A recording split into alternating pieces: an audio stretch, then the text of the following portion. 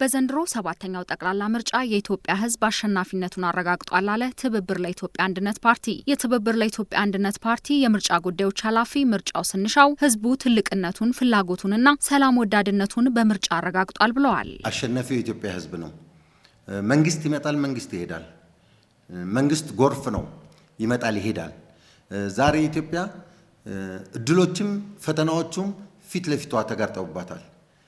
የዛሬው ማሸነፏ የዛሬን በሰላም ማሸነፏ የተደገሰላትን ጥፋት አሸንፋ በሰላም ተቻችለን እንሄዳለን፣ ተቻችለን መንግስት እናቆማለን፣ መንግስት ሆነን ሀገር እንጠብቃለን ብሎ ያለው ህዝብ ነው። ስለዚህ ህዝብ አሸንፏል። በህዝቡ በኩል እንደምታውቁት እንዳትመርጥ ተብሏል፣ ብትመርጥ ወዮልህ ተብሏል። ብዙ ፈተናዎችን አልፏል። ህዝቡ ምረጥ ስላልከው ብቻ አይመርጥም፣ አትምረጥም ስላልከው ከመምረጥ አያቆምም። እኛ ሰላማዊ ትግልን መርጠን እንታገላለን ብለን በህዝቡ ፊት እንደመቅረባችንና ሰላማዊ ትግሉ መቀጠል አለበት ብለን አምነን ኖ በምርጫው መሳተፍ አለብን ብለን ከጀመርንበት ጊዜ ጀምሮ ህዝቡ ለሰላም ያለውን ጥረት አላጓደለም። እኛን በማገዙ በኩል አላጓደለብንም።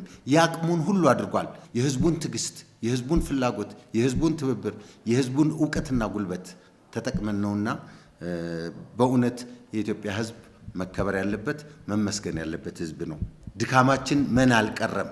ቢያንስ ሰላማዊ ሽግግር ኢትዮጵያ ውስጥ እንዲኖር ይህ ትብብር ያቅሙን ጥረት አድርጓል። ምርጫው ብዙ መልእክት አስተላልፏል ያሉት የትብብር ለኢትዮጵያ አንድነት የምርጫ ጉዳዮች ኃላፊ ምርጫው ስንሻው የኢትዮጵያ ጠላቶችን ቅስም የሰበረ የኢትዮጵያ ህዝብ ለአንድነቱና ለሰላሙ ያለውን ቁርጠኝነት የገለጸበት በዚህም አድናቆትን ያተረፈበት ነው ብለዋል። ለዚህ ምርጫ እኛ ብቻ አይደለም የተደሰት ነው። በእውነት በየሀገራቱ የምናየውን ትርምስ ሁሉም ዓለም በየዓላማቱ ያለውን ትርምስ ከምርጫ ጋር በተያያዘ የሚነሳውን ውጣ ውረድ ዓለም ያየው በመሆኑ በተለይ እንደ አፍሪካ ህብረት ያሉ እንደ አውሮፓ ህብረት ያሉ አሜሪካ፣ እንግሊዝ፣ ፈረንሳይን የመሳሰሉ እነ ጃፓንን የመሳሰሉ ለልፋታችን ዕውቅና ሰጥተዋል።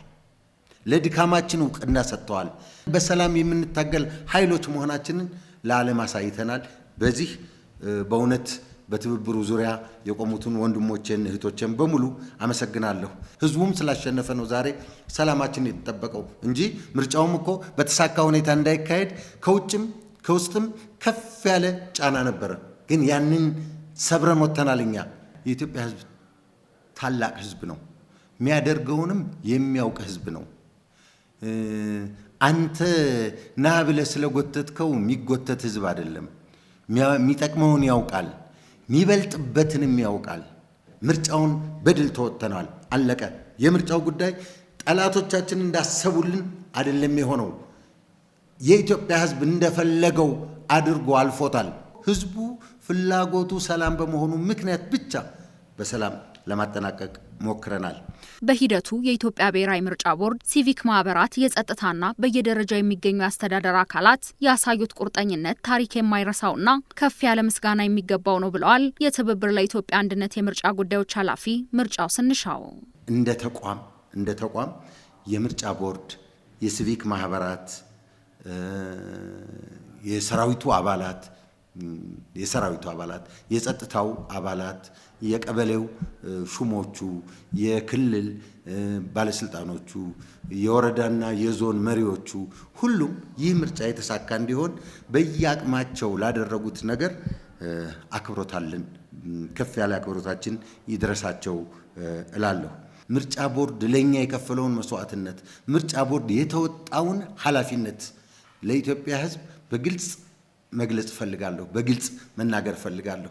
ከመጀመሪያው ጀምሮ ከበጀት ምደባ ጀምሮ የሰው ኃይል ስልጠና፣ የፓርቲ አባላትን ስልጠና፣ የፓርቲ አባላት ምርጫውን እንዲያስፈጽሙላቸው ያመጧቸውን ሰዎች ጭምር በማሰልጠን የፓርቲ አባላትን ራሱን ፓርቲውን ወደ ውድድር በሚገባበት ጊዜ የክርክር ስልቶችን ባለሙያዎችን በመጋበዝ አምጥቶ አሰልጥኖናል።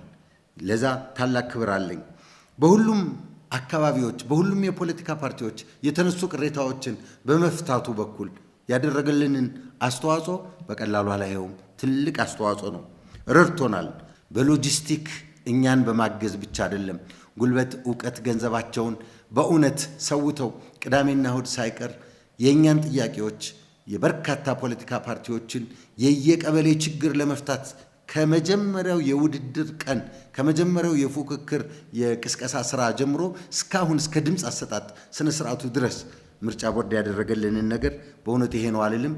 ከልብ በኢትዮጵያ ሰፊ ህዝብ ስም አመሰግናለሁ። ምርጫው ብዙ መልእክቶች የተላለፉበት ከመሆኑ ባሻገር የሚመለከታቸው አካላት ሁሉ ኃላፊነታቸውን እንዲወጡ ያሳሰበ ነው ብለዋል የትብብሩ የምርጫ ጉዳዮች ኃላፊ። ሁላችንም ተስፋን ሰንቀን ሰላምን ናፍቀን በሰላም የሚጠናቀቀው ነገር ለነገ የዴሞክራሲ መንገድ፣ ለነገ መተማመን፣ ለነገ አንድነት፣ ለነገ አብሮነት መሰላል የሚሆን ሌጋሲ ጥሎ አልፏል። አሁን ያለው መንግስት እስከ መስከረም ባለው አዲሱ መንግስት እስከሚመጣ ድረስ ባለው ሀገሪቱ ውስጥ ያለ የሰላም እጦት አለ። ሀገሪቱ ውስጥ ያለ እስከዛሬ ያልተፈታ ችግር አለ። እስከዛሬ የታሰሩ ወንድሞቻችን አሉ፣ እህቶቻችን እስከዛሬ በእስር ቤት ውስጥ ያሉ አሉ። እነሱን እንዲፈታልን ትናንት ያነሳነውን ጥያቄ ዛሬም አንግበን እንሄዳለን። እነዚህ ወንድሞቻችን ኢትዮጵያውያን ናቸውና መንግስት በይቅርታም ቢሆን ፈቶ እነዚህ ወንድሞቻቸው እህቶቻችን ከቤተሰቦቻቸው ጋር እንዲውሉ መንግስትን አሁንም አበክረን እንጠይቃለን። በሌላ በኩል መንግስት የዜጎችን መብት ብቻ አይደለም የዜጎችን ደህንነት የማረጋገጥ መብት አለው። ስለዚህ በዚህ በቀረችው ጊዜ በተለይ እስከ መስከረም ባለው ጊዜ ያለው መንግስት ኃላፊነቱን ወስዶ ጸጥታን የማስከበር ኃላፊነቱን ወስዶ የዜጎችን መብት የማረጋገጥ የዜጎችን ደህንነት የማረጋገጥ ኃላፊነቱን መውሰድ አለበት። በተለይ ከምርጫ ጋር በተያያዘ ጉዳይ አንድ ጥይት ሳይጮህ ለዚህ ከደረስን ቀሪውን ከተቃዋሚ የፖለቲካ ድርጅቶች ጋር ከታጠቁ ኃይሎች ጋር ከሲቪክ ማህበራት ጋር ከሚመለከታቸው ኃይሎች ጋር ቁጭ ብሎ በመነጋገር አሁንም ችግራችንን እንዲፈታ ያለብንን ሀገራዊ ችግር እንዲፈታ በጥብቅ አሳስባለሁ።